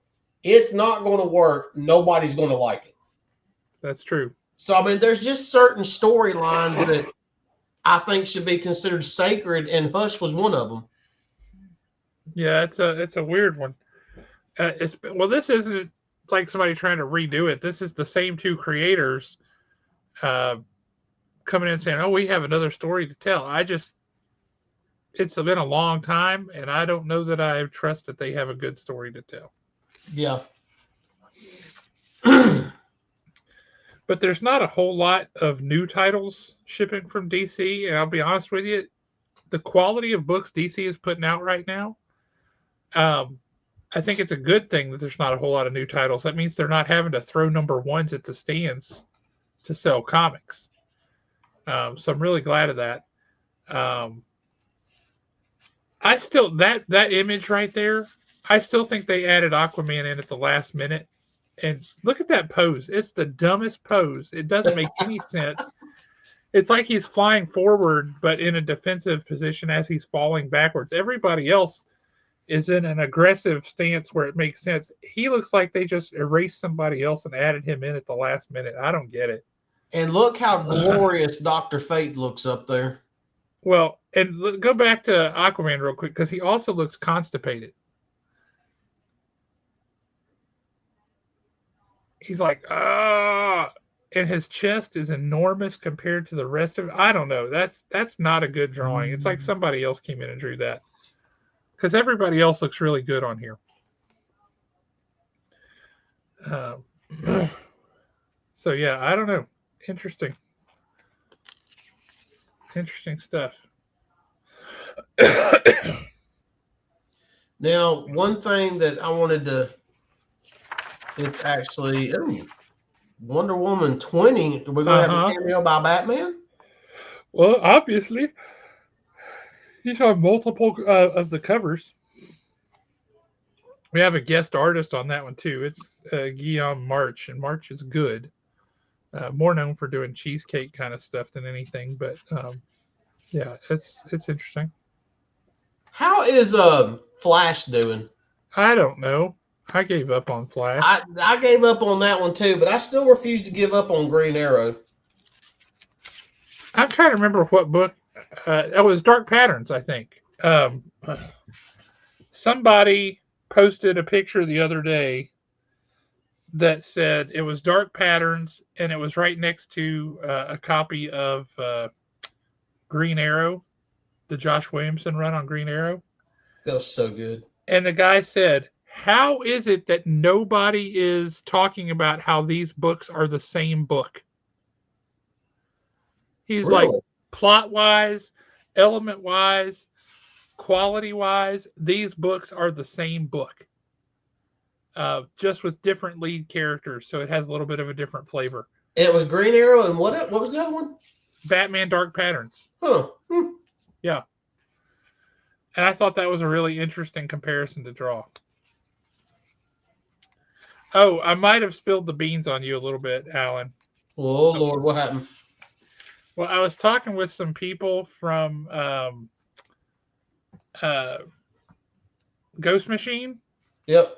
because they were putting out some images of the next issue of Hyde Street, and I laughed and I said, "Y'all, one of my buddies kept talking about the manatee horror,"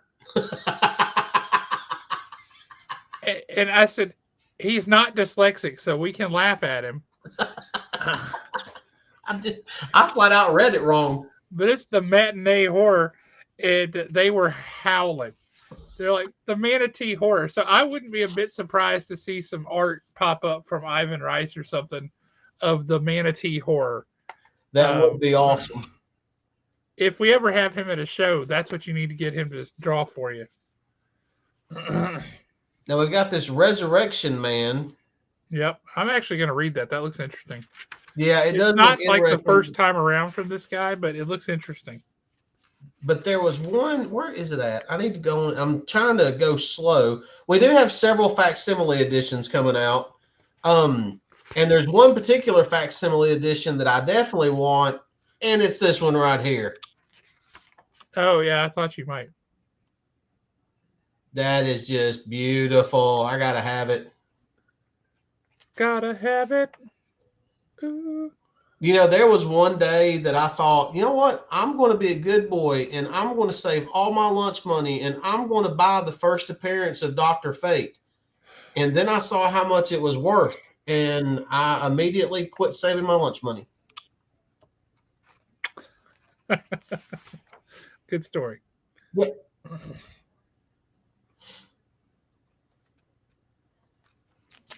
But yeah, I used to knock on these facsimile editions, and then I realized, well, wait a minute, that might be the only way I ever get to actually read that book. That's true. That's true. It certainly could be.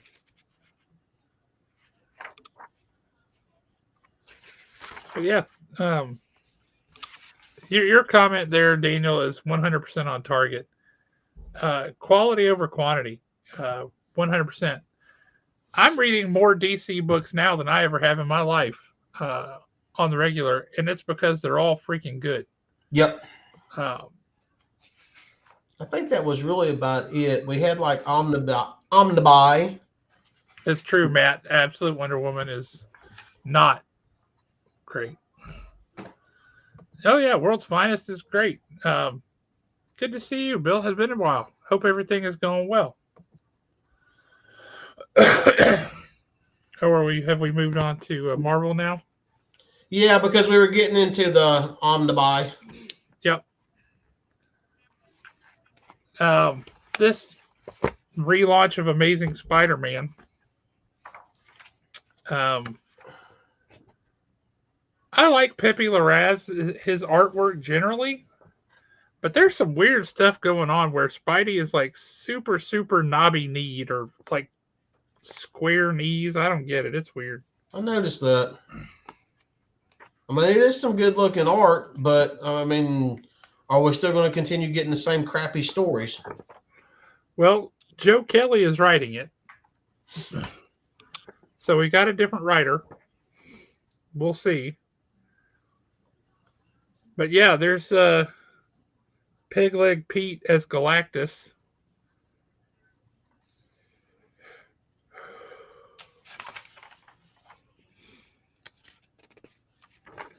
And then now we've got Godzilla crossing over into Godzilla Marvel. versus the Hulk.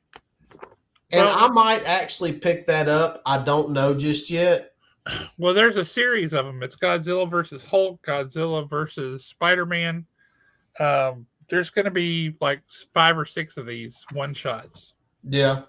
Um, I like the like boxing poster cover. Did you look at that over on the left hand side?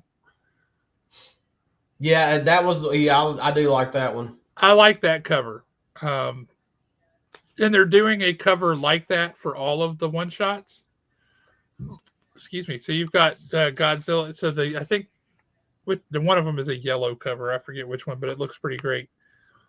But yeah, if you actually flip past the Amazing Spider-Man, there's a couple pages of interior art.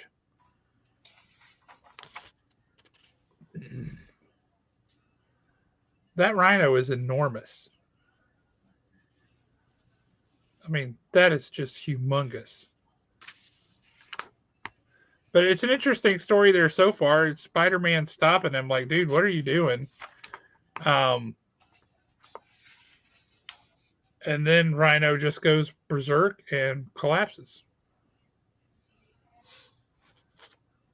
See, after what they've done to Spider-Man the past few years, I think they should give everybody this first edition free. This first issue. I don't argue that. This is our way of making up to you. Hang on now, Matt. I'm on the fence of Godzilla in the Marvel comics. Now, first of all, Godzilla in the comics first appeared in Marvel, had a Marvel comic. You know that. You own it. Mm-hmm. Now, also, these are going to be fun one shots. They're going to be fun. You're going to want to read these. I like when they draw Spider-Man like that, and let me tell you why. It reminds me of that cheesy made-for-TV Spider-Man movie that came out in the late 70s, early 80s. Oh, my Lord. It reminds me of that. And okay. I loved that when I was a kid. Check out the next book. There you go. Yeah. Yeah. Oh, look at that. Look at that. Now read the little blurb about it. First of all, that art is by Steve McNiven, so it's going to be fantastic. But read that little blurb. After a horrific series of events, the world is in shambles. Matt Murdock is old and his powers have faded to nothing. Matt will not, however, sit by and watch his fellow New Yorkers suffer. So instead of swinging around the city from his billiard club line, he slings soup at the food center for the poor. But when a mysterious, wrinkly old man interrupts the secret convoy, causing an explosion, a deadly gas fills Hell's Kitchen, and this tale takes a turn that will change how you look at the man without fear. And it's only going to be 3 issues. Oh Lord. Uh-huh. Oh, are we getting a Frank Miller cover? Please stop. He has pictures of somebody. But yeah, flip the page and look. Yeah, look at that art there. That's the page I was wanting you to look at. Yeah, go. That does look so cool. Yeah, but go back to go on the next page. The interior art. When we got a. Oh man. Oh man. Oh yeah. Daredevil Cold Day in Hell looks amazing. That's definitely going to be a good one. Yeah, the boxing poster style covers are variants. Yeah. And they appear to be open order variants, so I can get them. Yeah, I definitely want the boxing poster for Godzilla and Hulk. You got it, Matt.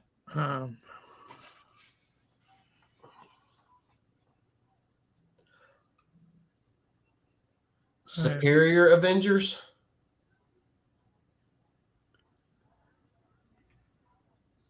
So we got Ghost in there.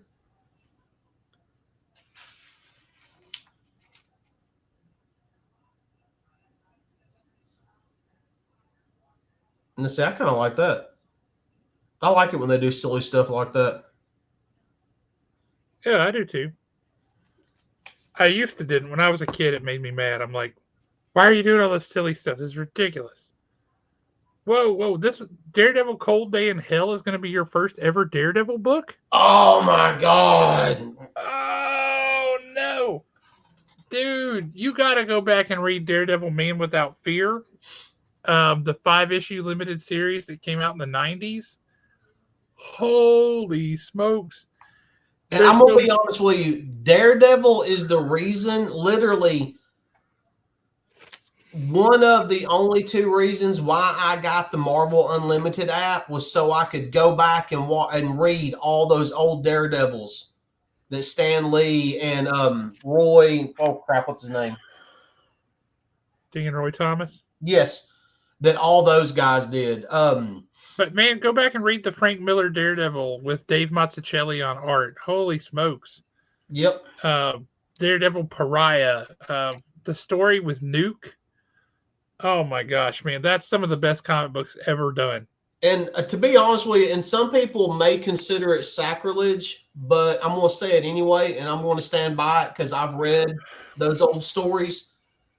Chip Zdarsky's Daredevil ranks up there with Stan Lee and Roy Thomas. He deserves to be in that conversation with what he did with that comic book. Yeah, Chip Zdarsky's Daredevil was amazing. Really, really liked it. Okay, see, and I'm not big on stuff like this. I'm sorry, but Predator would mop the floor with Spider-Man. Would he? Yeah. Spider-Man has a spidey sense. He doesn't have to see him. He knows when something's coming. Yeah, just all it's going to take is just a couple of predators coming on down. They're on their hunting It's just party. one. It's just one. I know, but still. And I will say, I don't like the art though. That is pretty wicked looking. That big cover. That's a weird looking Predator. He looks sick. Maybe that's why Spider-Man beats him. And what's with the like crest in the middle of his head? It's just so weird looking. But yeah, that next page where he's stretching out a human face over his face, like what the heck is that's nasty. That's Joker vibes right there. Yes. Marvel Rivals #1. For all the people playing the video game, you're going to want it. It's going to have a code in it for the game. Um, you're going to want that code. You're going to need that book. Oh, that's a good point. He's got a really good point there, Alan. Mm-hmm. Danny Glover beat the Predator. Well, that's because he was the star of the movie. Guess who's the star of Spider-Man book? I know, Predator. So here's a weird one. Yeah, you're looking at it right now. Okay, Wolverine and Kitty Pryde, number 1 of 5, written by Chris Claremont.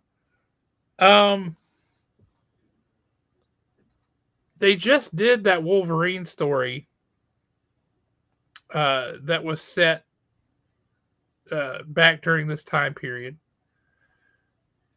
And now they're doing Wolverine and Kitty Pryde set back during this time period. And I'll be honest with you, that Wolverine story, it felt straight out of 1989. And I do love that throwback logo. Oh, yeah, absolutely. But it just seems kind of strange. Like, where are these stories coming from? Who are they for? How are they going to grab people? Because I don't know. It's interesting. Well, Marvel went the exact opposite direction than DC, and Marvel is going with quantity over quality. There's certainly a lot of quantity, and there doesn't seem to be quite as much quantity or quality. I'll give you that. If like half of these books are X books, and I don't know, they're not hitting for me. I hope they're hitting for some people, but they're not hitting for me, and that's okay. They don't have to. All books don't have to be for me, but I sure wish I that agree they with were. you. I'm not sure I care about that enough about that story to pick it up and thumb through it off the shelf and put it back down.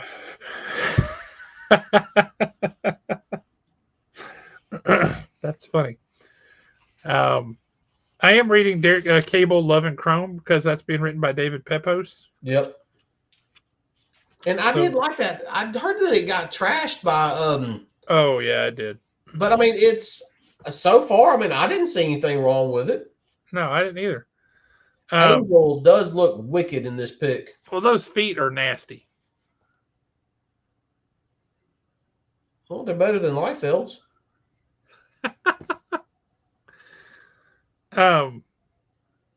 Flip That's over a wicked looking variant.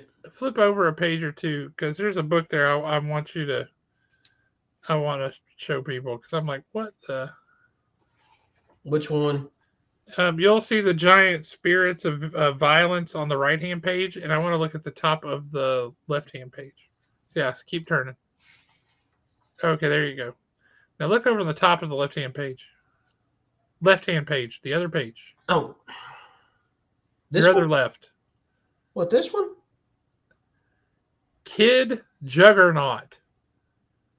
What the ever-loving heck is that? Is he mad because his daddy let Moon Knight beat him up? I'm still... Kid Juggernaut. Why do we have Spider-Boy and Kid Juggernaut? This is starting to feel like Legion of Superheroes and Aqua Lad and Lightning Lad. Everybody is Kid this or Kid that. Are people actually buying that? Not at my store. I mean, they might be somewhere, but they're not at Haven. And if they are, great. I'm not disparaging that. I just don't understand who that's for and where that's coming from. Kid Juggernaut of Avengers Academy. Yeah. Okay. Yeah. I don't get it. If you're a Riri Williams fan, Ironheart's getting a new book again. And did you finally read Ultimate Wolverine, by the way? Never did. God almighty, son. It was gone before I could get a copy. You need to read that book. Boy, you would like that book. You would like that book a lot. Did you read Ultimates number 10? Nope. I'm not reading any of the Ultimate titles, to be honest with you. You're killing me, Smalls. Ultimates number 10 with the introduction of Ultimate Luke Cage and Danny Rand. What a great story. What an awesome story. Are you reading Flash Gordon? I am not. What an awesome story. What a great story. Do I need to do we need to make some kind of deal here? Well, I mean, actually, we've already made the deal. You just don't realize it. You read the stuff that I don't read, so I don't have to. And I read the stuff that you don't read, so you don't have to. And then we just converse about it on here. Okay, that works pretty well. I mean, that was the whole point of this show. I don't care about the audience. It was just so I could find out what I'm missing out on. That's fair. I like it. I like it. I am looking forward to this Thing miniseries. Yeah, I want to like it, but I don't know if I will or not. Well, Tony Fleeks is writing it, so. Well, that's a good point.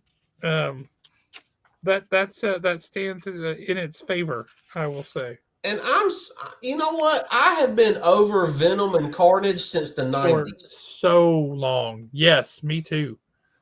Maximum Carnage was enough to last a lifetime. Yep. And then Yep. they made a video game out of it. Yep. That is a true statement. But then you got Deadpool and Deadpool Wolverine and Wolverine Deadpool, and it's like, oh my lord, there's so many of the same book coming out right now. Oh, really? And who just signed up for the new Daredevil miniseries?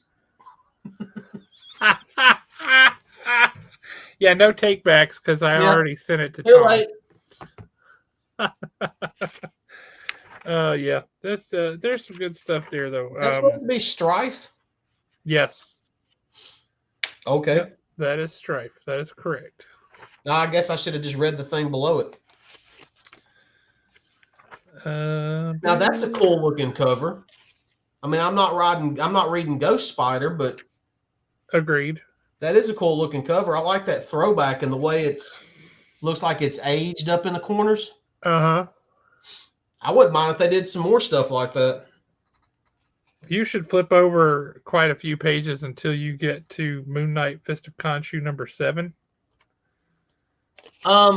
Bill, when I was up there Friday, Sunday, the sign up sheets on the counter. Yeah, I'll just share this because I don't know that we've told you guys this, but we used to get all the previews came in one book, and then Marvel jumped out of it and had a separate book, but it came out at the same time. Then DC popped their stuff out into a separate book, but it came out at the same time. Now Image has a separate book, and theoretically, all of these should come out at the same time. We got these books for previews over a 3.5 week period. Is when they all came out, with the big previews book being the last one to show up. So we can't put together the sign up sheet until we have all of the books with all of the solicits to do it. So it took a long time this month. They've said that they're going to fix that. We'll see. But it took a long time for us to be able to put the sign up sheet out this month. But all of the G.I. Joe silent books are on there. Speaking of which, do you have the Image book handy? No, I do not. Well, I do. And they're in there. Okay, so we do need to talk about this for a second. Uh-huh. At no point did we ever think we would care about 8-Ball as a character. Ever. And then all of a sudden we do. Yep. So I seriously doubt 8-Ball is going to turn on Mark. Oh, yeah, no way. I mean, that would be like Soldier turning on Mark at this point. Yep. But if you want to swap over to Bigamy real quick, I want to show the G.I. Joe silent issues. Here they are. I'm looking forward to that Beachhead issue. Now, I want to point something out because I saw it, and ever since I've seen it, I can't unsee it. So I have to foist it off on you guys as well. G.I. Joe, a real American hero, Duke, one shot. Right there. Nice. I would like you to count the fingers on that hand. Okay. Maybe that's why he's so quick on the draw. He's got an extra trigger finger. Yeah, either he's got one really long thumb or that artist oopsed. Now, that's the kind of mistake that AI makes a lot. But several folks have put this through AI detectors and it says, like, no, this was not AI. This guy just goofed. Boy, I hope he fixes that for the actual cover because that's ridiculous. Do you happen to have 6 fingers on your left hand? Yes, apparently Duke does. But so you got Duke. You got Roadblock. You got Spirit. I'm really excited for the Spirit one. I love Spirit. Then you've got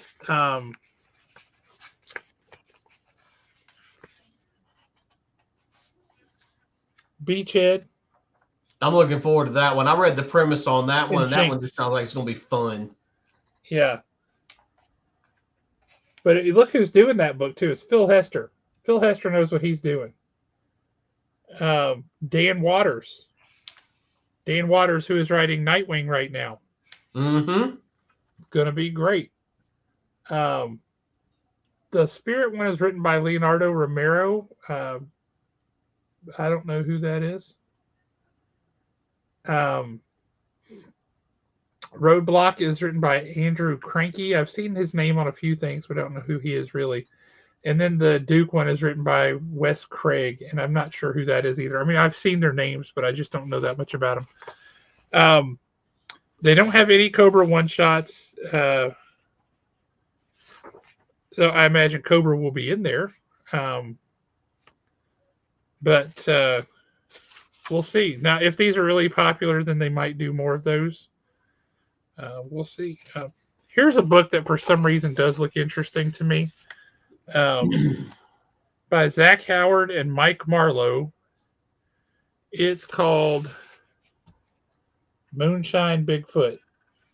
I have no idea, but look at that. It's got like a giant robot, and it's got Bigfoot, and they're rednecks, and they're drinking moonshine on an old car. I don't know. Something about that book looks hilarious to That's me. going to be like that, was it Shirtless Bear Fighter?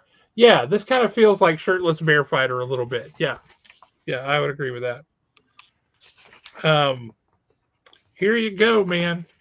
Everybody's been waiting. It's the most exciting thing ever. You ready? Yep. I actually do want to check it out. Oh, Matt, you're talking about never reading Daredevil?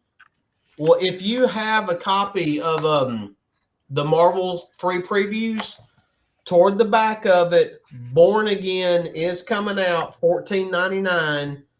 They're also doing Miller and Ramita's Man Without Fear. Yep. This one's $19.99. And then it looks like, we've got Daredevil versus Mayor Fisk. So I'm wondering if that's going to be Devil's Reign. Yeah, that's what that'll be. Okay. Well, I thought Zdarsky wrote Devil's Reign. This doesn't have him listed. Well, he wrote Devil's Reign, and Devil's Reign was a limited series. Yep. So maybe that's just the Wilson Fisk storyline or Mayor Fisk storyline that happened outside of Devil's Reign, but contemporary with Devil's Reign. So, I mean, it looks like the trades are coming. If you wanted to pick up some Man Without Fear and Daredevil Born Again, I highly recommend both those. Highly recommend both. If you're wanting to check out some Daredevils. Hang on, I'm a little concerned here now. Hang on a second. Flipping through this. Did I miss something? You know, I would love to collect some of these omnibuses, but some of the prices on them are ridiculous. Oh, they're expensive. I mean, they're $150, $125. 125 is the cheap ones. 150 is normal, and a lot of them are going up to more like 175. I mean, they're humongous. I get that, but well, what the heck? I just realized something, guys. What's that? Well, in this issue, so for this month, now we're getting plenty. I realize that we've got the 5 different GI Joe silent issues coming out, right? the silent missions. And then we have the regular G.I. Joe 21 facsimile edition of the original silent interlude issue. Yeah, I knew that was coming out. And then we have G.I. Joe number 6. But there is no G.I. Joe Real American Hero in this. I wonder why.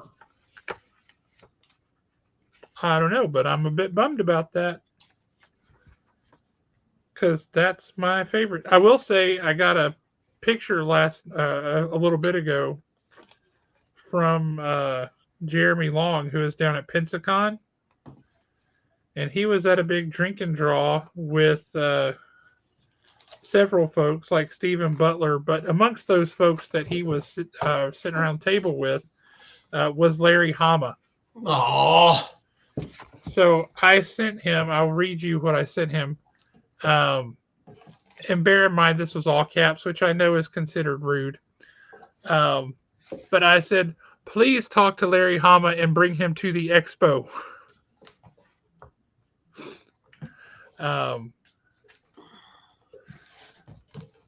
And his response back was, yes, sir. You know what? I'm at the point, I don't even care if he comes to the expo. Jeremy just needs to throw Larry Hama in his pocket and bring him home, period. Just drop him off at Haven. We'll take care of him. We'll feed him and water him. Just bring him. Just put him in your pocket and bring him home. That's fantastic. That's fantastic. Well, everybody, it has been a fun night. Going through previews is always fun, seeing what comics are coming out. It really is. There's some good stuff. I got to tell you, if you didn't pick up Bug Wars, and you're like, is this really my thing? You should give it a read. This is some interesting comics by a local Alabama guy. Pick it up, check it out, give it a read. Other than that, read some good comics. Come back next week ready to talk about them. And for anybody who wasn't on quite yet when we made the announcement on Thursday, March 6th, we will have comic book writer Matthew Rosenberg joining us. He's got a new book coming out that Alan is really excited about because Alan, I didn't get it, but Alan got the read ahead advanced reader copy of the first issue. You'll get it Saturday. We're taking everyone down with us is what it's called. It's a 6-issue limited series. So we'll be bringing him on to talk about that. But this is a guy who did Wildcats at DC versus Vampires. He did Wolverine, Black, White, and Blood. He did the awesome story where Wolverine goes into where the bad guys are, gets caught purposefully. And then the guys are like, while they're like, ha ha ha, we caught you. You thought you were such a bad, you're so bad, and we got you. We took you down. And he's like, yeah, but did you though? And the guys like that last Wildcats mini or maxi series from DC. That 12 issues, yeah. Oh yeah, we definitely got to talk about that one too. Uh-huh. We got too much to talk about with him. Yeah, we got a lot. But that's the one where Wolverine, right before it happens, there's a flashback to before Wolverine goes into this place and gets caught. You see Nick Fury is like stitching up a bomb inside Wolverine. So Wolverine's got a bomb in his guts. And so he gets down there where all these bad guys are. He just blows himself to smithereens. And when he sees Nick Fury after that, Nick Fury's like, great job. He's like, yeah, I know I'm going to heal, but do you have any idea how much this hurts? This is very painful. But that was brilliant. I just thought it was great using Wolverine as a bomb smuggling device that could get past all of their security and stuff. I thought it was pretty great. Plus the pointing out that, yeah, I'll heal, but oh my God, that hurts. That was something. But anyway, so yeah, put that on your calendars. Do not miss that episode. Make sure that you are here on time for that one, because March 6th, great guest, and we want to maximize the time that we have with him and talk about a lot of the comics that he's got coming out and what's going on. But really appreciate you guys. Thank y'all for hanging out with us. We love it. We enjoy it all the time, and we wouldn't do it if you guys weren't into it. So really appreciate y'all doing that and hang with us. Any final words before we let these folks go? No. Like I said earlier, for whatever reason, there are a ton of facsimile editions coming out. Yes, there are. I recommend them because that's going to be your opportunity to check out books that you're never going to get to read any other way. Read more comic books. Matt Posey, buy those trades, and we'll talk about Daredevil once you realize that he is the greatest character in the Marvel Universe. Yeah, I think Matt is going to like Daredevil. Yeah, oh, he's so much fun. I'm so excited for him that he has the chance to read Daredevil for the first time. Are you kidding me? Because he can read stories like Born Again and Being Without Fear, and just we can watch his head explode from the awesomeness. Well, I mean, not just that, but when that one scene in Zdarsky's run where they're on the island and Daredevil and Spider-Man are being forced to fight and they don't want to, and they just stop in the middle of the fight and just, hug each other for a minute.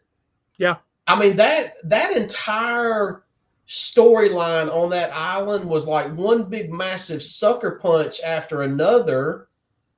And, Spider-Man screaming and crying when the island blows up and he thinks Matt's still on it. And he gets to experience that all for the first time. I'm actually jealous of him right now. Yeah, because that's amazing. That's going to be awesome. You have great people to help shepherd you through your Daredevil experience. I will say that. Yeah, you guys have a great night, and we will catch y'all later.